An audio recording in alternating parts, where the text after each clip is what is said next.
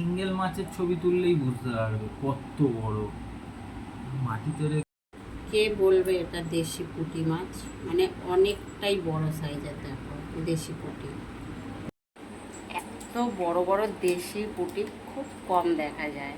আর দেশি পুঁটিটা কিভাবে কি রান্না করব সেটা চটপট দেখে নাও বন্ধুরা। কি কি দিয়ে রান্না করব সেটা কিন্তু অবশ্যই দেখবে, টেস্টফুল হবে কিন্তু।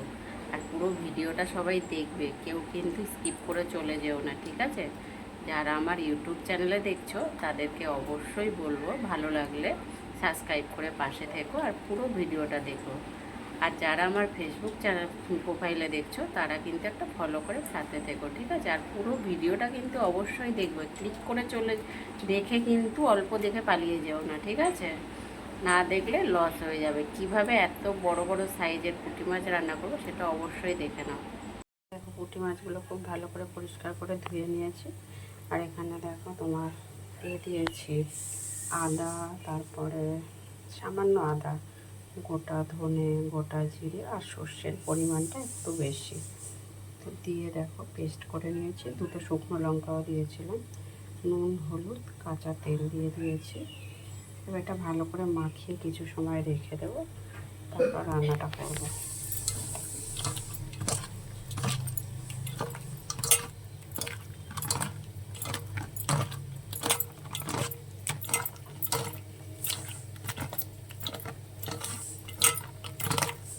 মাখিয়ে কিছু সময় রেখে দিলে না কালারটা খুব সুন্দর হয়ে যায়।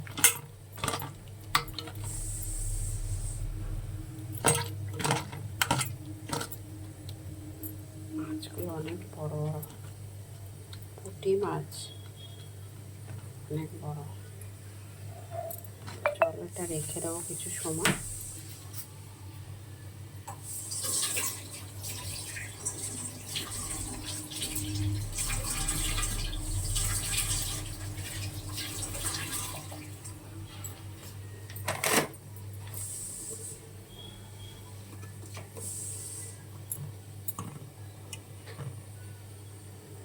কয়েকটা কাঁচা লঙ্কা দিয়ে দিলাম, তেল দিয়ে দিলাম একটু। এবার কিছু সময় রেখে দেবো, তারপর রেখে দিয়ে তারপর রান্নাটা করব।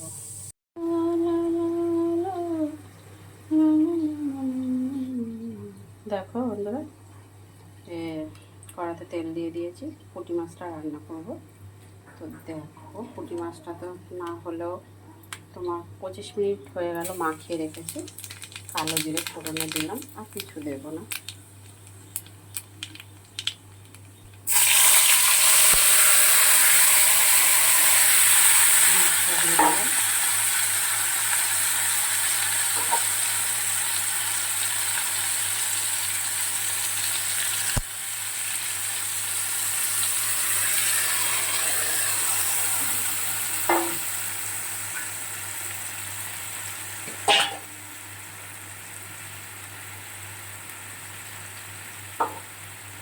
এইভাবে ভালো করে হাতে মেখে পুঁটি মাছ যদি বন্ধুরা বাড়িতে বানিয়ে খাও, একবার অন্তত যারা যারা খেয়েছো তারা তো জানোই এর কী স্বাদ।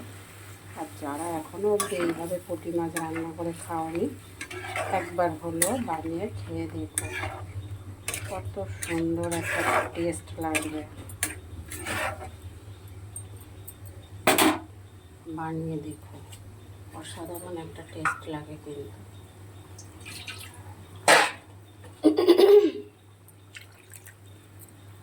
এবার এটা কিছু সময় ঢেকে দেব, ঢেকে দেওয়ার পর দেখাবো তোমাদেরকে কীরকম হচ্ছে।